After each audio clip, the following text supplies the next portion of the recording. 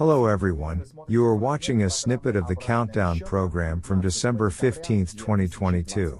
Today is Thursday. See the full version of the program on the Patreon resource. And thanks to everyone who is becoming our patrons right now. But Peskov was right, indicating the arrival of the cave at the confrontation station. That's what it's called. Nobody wants to retreat, neither the West, as an ally of Ukraine, nor Russia, as an aggressor. It is difficult to say how long it will take the West to deplete the Kremlin's criminal enclave, but the degree of this war of nerves is rising daily.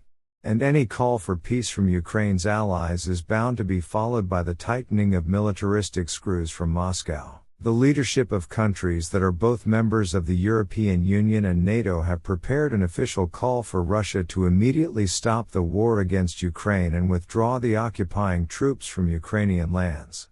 There is no doubt that this will backfire, and not just an on-duty tantrum in Moscow living rooms and Nightingale studios, where imaginary nuclear missiles have already been swept away.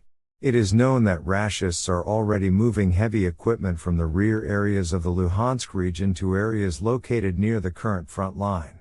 According to the Institute for the Study of War, there is a possibility that the invaders are preparing for a large-scale offensive in January and February 2023 along the Kharkiv-Luhansk border or in the Donetsk region.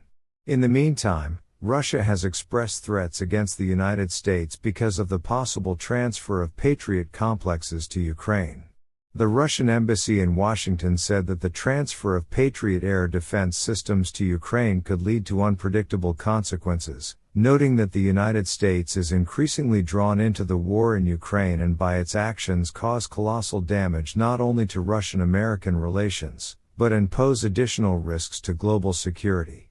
And for greater persuasiveness, the Russian Defense Ministry demonstrated how the Yars intercontinental ballistic missile is being loaded into a silo launcher in the Kozylsk missile formation, subtly hinting at its ability to hit both the US and the UK. At the same time, the nuclear theme is being wound up through the events around the Zaporizhzhia nuclear power plant, which was captured by the Russians. It is reported that the occupying authorities are carrying out work to switch the Zaporizhzhia nuclear power plant to the energy system of the Russian Federation. In addition, the occupiers threaten to fire ZNPP workers who will not sign an agreement with Rosatom by January 1. The General Staff of the Armed Forces of Ukraine also notes that the Rushists continue to shell the positions of Ukrainian troops and civilian infrastructure along the right bank of the Dnieper. Against the background of these messages, in total it seems that a little more, and the threat will be completely torn off. But it seems that there is still room to turn these nuts of confrontation. The Sejm of Poland has recognized Russia as a sponsor of terrorism. The resolution recognizing the Russian Federation as a state sponsor of terrorism was adopted along with an amendment that states that Russia is directly responsible for the crash of the Polish Air Force plane in Smolensk in April 2010, which killed all 96 people on board, including President of the Republic of Poland Lech Kaczynski, members of the Polish government, the command of the Polish Army and NATO, as well as members of the Polish Parliament.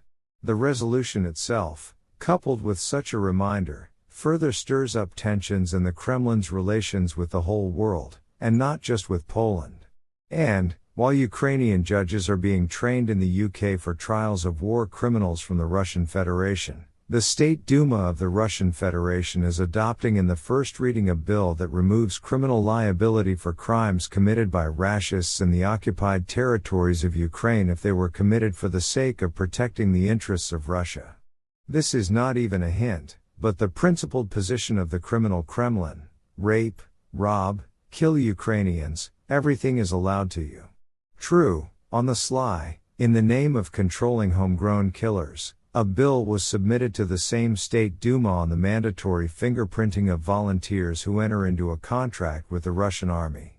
Bonzes understand. The army of contract maniacs must be watched until they return and rip open their belly themselves. American legislators, members of the Helsinki Commission of the U.S. Congress, submitted a resolution to Parliament calling for the Biden administration to initiate the process of excluding Russia from the UN Security Council, where the boy Nebenzia was outright roaming. The Congress resolution states that Russia is flagrantly violating the UN Charter. We are talking, in particular, about the illegal vote on the annexation of 4 Ukrainian regions, the atrocities of the Russian army in Ukrainian cities, the rattling of nuclear weapons and creating risks for the world food supply. The UN Charter does not provide for the possibility of depriving a country of permanent membership in the Security Council. An exclusion requires the consent of 2/3 of the members of the General Assembly and the unanimous approval of this decision by the Security Council. Deadlock situation. But the Kremlin is satisfied. If it comes to a dead end, then it is with the whole civilization, which only yesterday embarrassedly averted its eyes from the arts and claims of its criminal partner. Become our patrons now and look further in this program. In Russia, the procession of man-made disasters continues. These accidents and fires are not yet critical, but they happen every day. Today, the largest oil refinery in the Irkutsk region was on fire. 2 people were killed, and the explosion was so strong that a ceiling collapsed in the premises several kilometers from the explosion site.